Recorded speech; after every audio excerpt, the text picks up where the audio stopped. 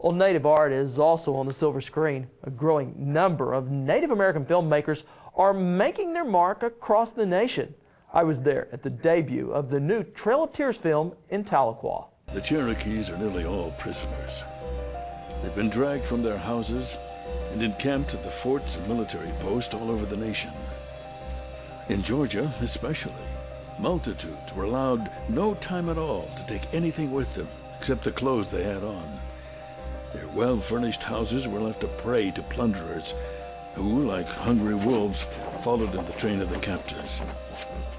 It's one of our country's darkest moments. Surrounded by a group of crying, terrified children, without a friend to speak a consoling word. Aye, they are prisoners, without a crime to justify the fact. The forced removal of Native peoples in the southeastern U.S. to Oklahoma. A deadly journey known as the Trail of Tears. It's not a pretty picture about America, and it's a picture that needs to be seen and told. Which is why Chip Richie and his filmmaking partner Stephen Heap began work on a movie that for the first time documents on film stories passed down for generations.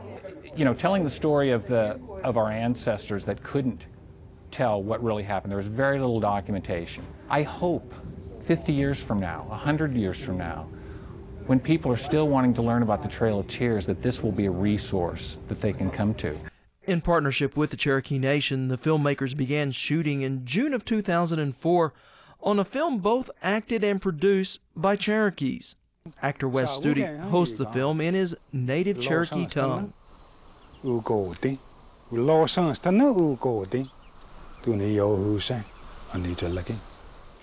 And rather than open in a larger venue, the film's producers chose to premiere their film where the Trail of Tears ended and the Cherokee Nation now calls home.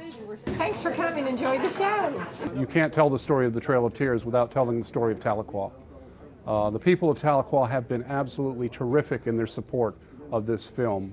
We couldn't have done it without them. We had hundreds of volunteers come out to reenact those last miles of the trail when we shot here last June. Which was no easy feat.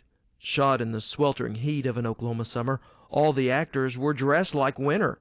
Susan Stacey was in charge of making everyone look authentic. Dirty around the collars and around the sleeves, maybe dirt on the face. Women having perfect manicures isn't going to work. You know, trying to get them to get their hands in the dirt and do that. And it was very difficult, I think, for some of the younger people that are used to looking good to try and make them look, you know, a little more ragged.